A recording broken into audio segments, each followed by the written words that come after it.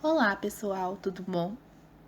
Hoje nós vamos falar um pouco sobre a nutrição parenteral. As integrantes do grupo são Flávia Santos, Jéssica de Moraes, Júlia Campos, Kathleen de Oliveira, Kércia Anjos, Rafaela Antonassi e Thaís Oliveira.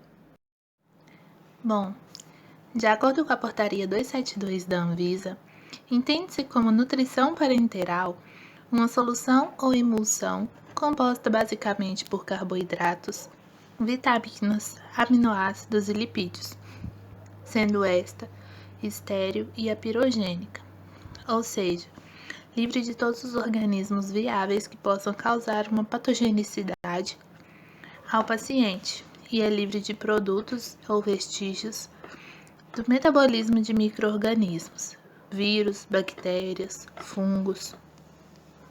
Por isso, é considerada segura para a utilização.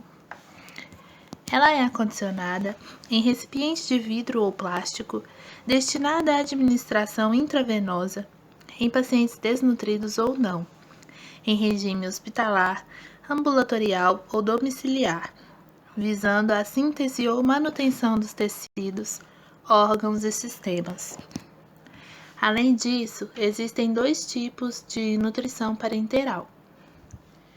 Temos a nutrição parenteral parcial, onde são administrados apenas alguns tipos de nutrientes e vitaminas através da via intravenosa periférica. E temos a nutrição parenteral total, onde são administrados todos os tipos de nutrientes e vitaminas através da via intravenosa central. Primeiramente, para que a gente possa utilizar a nutrição parenteral, o trato gastrointestinal do paciente não pode estar funcionando. Então, a partir disso, a nutrição parenteral é indicada para pacientes que apresentam trato gastrointestinal não funcionante, quando é íleo paralítico, fístulas de alto débito, síndrome de má absorção grave, sendo elas doença de Crohn ou pancreatite aguda grave, quando o trato gastrointestinal não está acessível, que ocorre quando o paciente possui neoplasia de cabeça ou pescoço, ou quando há obstrução total da via oral. Também é indicada quando as necessidades nutricionais não são totalmente supridas pelo trato gastrointestinal. Acontece em casos de traumas graves, sepse ou pacientes queimados, onde o gasto energético é alto. Temos também outras indicações que seriam pacientes que possuem fístula torácica e desnutrição energético-proteica em pré-operatório e UTI.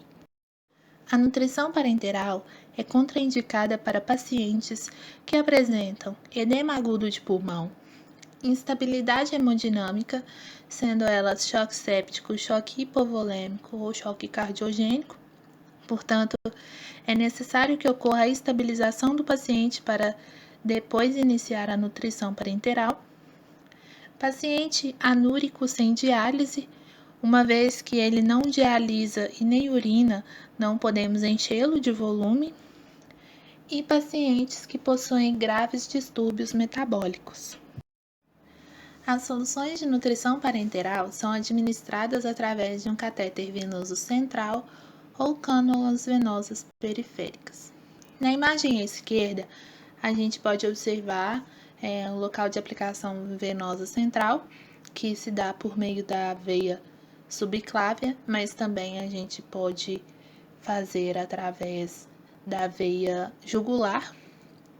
E também observamos aí a aplicação venosa periférica. A via de acesso central é feita através de veias de grosso calibre, preferencialmente subclávia ou jugular, como eu havia dito anteriormente, e é indicada para pacientes que possuem necessidade de suporte nutricional a longo prazo, maior que 10 dias, pacientes com veias periféricas pobres, concentração de glicose maior que 125, pacientes que tem necessidades nutricionais altas, quando a osmolaridade da solução é maior que 1000 miliosmol por litro, quando há restrição grave de líquidos, quando deve ser administrado soluções com pH menor que 5 ou maior que 9, e quando o paciente tem necessidade de múltiplos acessos venosos. A via de acesso periférica oferece, se manuseada adequadamente, um método seguro e fácil de usar para a alimentação de pacientes na necessidade de uma nutrição parenteral por um período limitado de 7 a 10 dias. A nutrição parenteral periférica também é indicada em pacientes com estado de desnutrição moderada, com falta de acesso venoso central. A osmolaridade deve ser obrigatoriamente menor que 900 miliosmoles por litro, pelo fato de que, devido ao calibre da veia utilizada, ela tolera pouco volume e pouca osmolaridade. E é indicada também quando a nutrição parenteral via central não se justifica devido a uma relação de risco-benefício negativo, sepse de catéter ou bacteremia. Na imagem abaixo a gente pode observar os catéteres utilizados na administração periférica. E é importante lembrar que a escolha da via de acesso deve compreender a duração da terapia, a limitação de infusão hídrica, pois, se é uma solução mais concentrada, consequentemente ela terá uma maior osmolaridade, aí será necessário fazer via central, como eu disse, e deve verificar também se o acesso venoso está disponível, pois pode ocorrer do paciente ter um distúrbio de coagulabilidade e, consequentemente, um acesso venoso mais difícil. O enfermeiro deve primeiramente higienizar corretamente suas mãos. No caso da administração por um catéter periférico, deve-se parar qualquer infusão de soro ou medicamento que esteja sendo administrada pelo catéter. Deve-se desinfectar a conexão do sistema ao soro, utilizando uma compressa esterilizada com álcool. Retirar o sistema de soro que estava no local. Injetar 20 ml de soro fisiológico. Conectar o sistema da nutrição parenteral. Lembrando que a nutrição deve ser retirada do refrigerador 30 a 60 minutos antes da administração. A administração deverá ser contínua, via bomba de infusão, em 24 horas, com fluxo constante, sem interrupção. O equipo será trocado a cada bolsa a ser infundida. Proceder corretamente à higienização e asepsia da bomba de infusão. Lembrando que a administração da nutrição parenteral é privativa do enfermeiro. As complicações podem ser divididas em 3 tipos, relacionadas ao cateterismo, infecciosas e metabólicas. Pneumotórax é quando o ar escoa para o espaço livre entre os pulmões e a parede torácica, e um dos sintomas inclui a falta de ar. O hemotórax é o acúmulo de sangue entre o pulmão e a parede torácica. A embolia gasosa é o evento no qual ocorrem bolhas de gás e elas se formam nos vasos arteriais e ocluem o fluxo sanguíneo, causando a isquemia dos órgãos. Hidrotórax é o acúmulo de líquido livre no interior do tórax, ao redor dos pulmões. Há também a lesão arterial, lesão do canal torácico e lesão do plexo braquial.